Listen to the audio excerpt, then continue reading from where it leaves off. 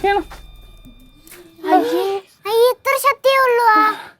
കുറച്ചാളെ കൊടുത്തി കിടന്നല്ലേ, ഇപ്പൊ ഫാറ്റി ലിവറായി.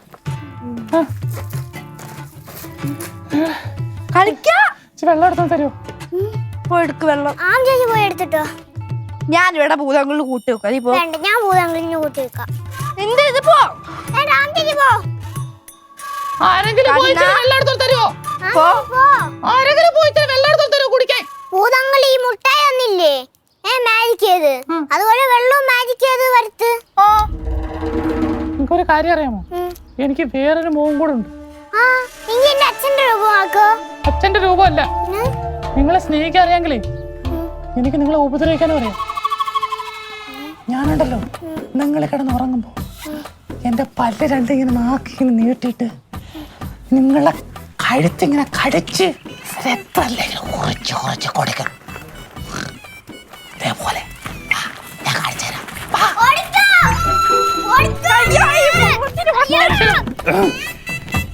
സ്നേഹിക്കാന്ന് വെച്ചാ പിള്ള ഈ പാവാടയൊക്കെ എടുത്ത് ഇതൊരു പാടാൻ നോക്കണേ.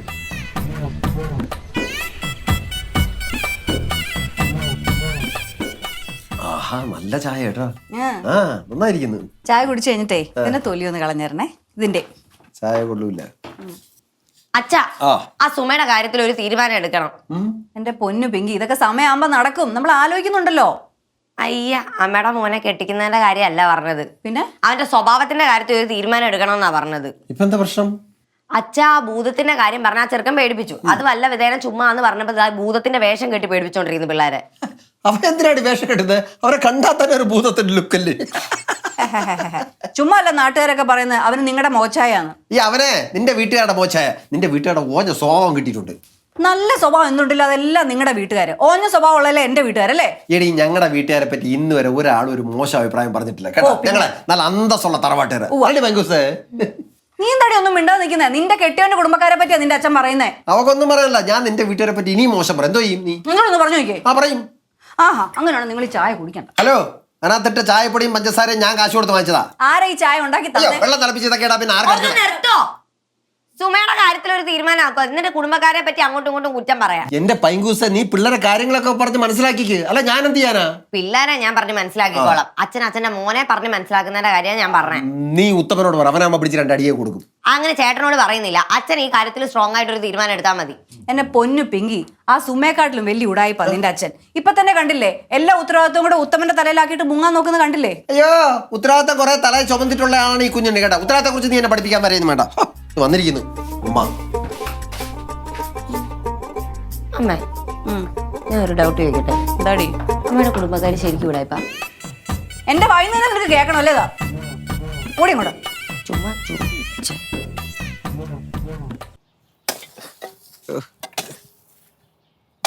ഭൂതനാഥ പ്രഭു ആഞ്ഞു വെട്ടുഹേ.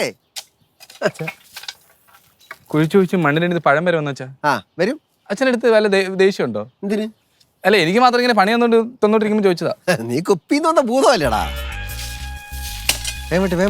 ആ, ഇവിടെ വന്നിരിക്കുകയായിരുന്നോ? അതെ, എനിക്ക് ഇവനെ കൊണ്ട് കുറച്ച് പണി ചെയ്യിക്കാനുണ്ടേ. ഒന്ന് വിട്ടു തരുമോ ഈ ഭൂതത്തിനെ? അതെങ്ങനെ ശരിയാവും? ഇവിടുത്തെ പണിയൊക്കെ കഴിഞ്ഞിട്ട് അങ്ങോട്ട് വിടുള്ളൂ. അങ്ങനെയാണെ പിന്നെ നിങ്ങൾ നാളെ മുതൽ മുഷിഞ്ഞ് വേഷിട്ടോണ്ട് നടക്കേണ്ട വരും. അത് കുഴപ്പമൊന്നുമില്ല. നിങ്ങൾക്ക് പിന്നെ നനയും കുളിയൊന്നും ഇല്ലല്ലോ.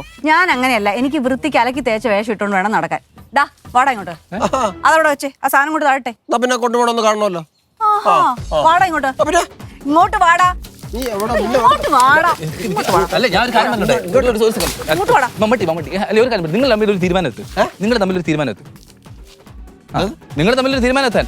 എടാ, നീ തീരുമാനിക്ക. നിനക്ക് എന്റെ കൂടെ വരണോ അതോ ഇതിട്ടോണ്ട് കളച്ചോണ്ടിരിക്കണോന്നാ? ഡേയ്, നിന്നെ ആദ്യം പണി ഏൽപ്പിച്ച ഞാനാ. ഇത് തീർത്തിട്ട് നീ എങ്ങോട്ടെങ്കിലും പോയാൽ മതി. എനിക്ക് അമ്മയോട് വരണമെന്ന് താല്പര്യമുണ്ട്, പക്ഷെ അച്ഛൻ വിടണ്ടേ? അപ്പൊ ഒരു കാര്യം ചെയ്യാം, നിങ്ങൾ തമ്മിലൊരു തീരുമാനം എത്ത്. ഞാനിപ്പോ റൂമിൽ പോയി റെസ്റ്റ് എടുക്കാം. അല്ല, ഞാൻ റെസ്റ്റ് എടുക്കാം. ഇതൊന്ന് പിടിച്ചേ. എന്ത്? ഇവിടുത്തെ പണി തീർത്തിട്ട് ഇത് കഴുകിയിട്ടിട്ട് നീ അടുക്കളയിലോട്ട് വന്നാൽ മതി. അവിടെ ഇഷ്ടം പോലെ പണി ഞാൻ നിനക്ക് തരാം. വേഗം തീർത്തിട്ട്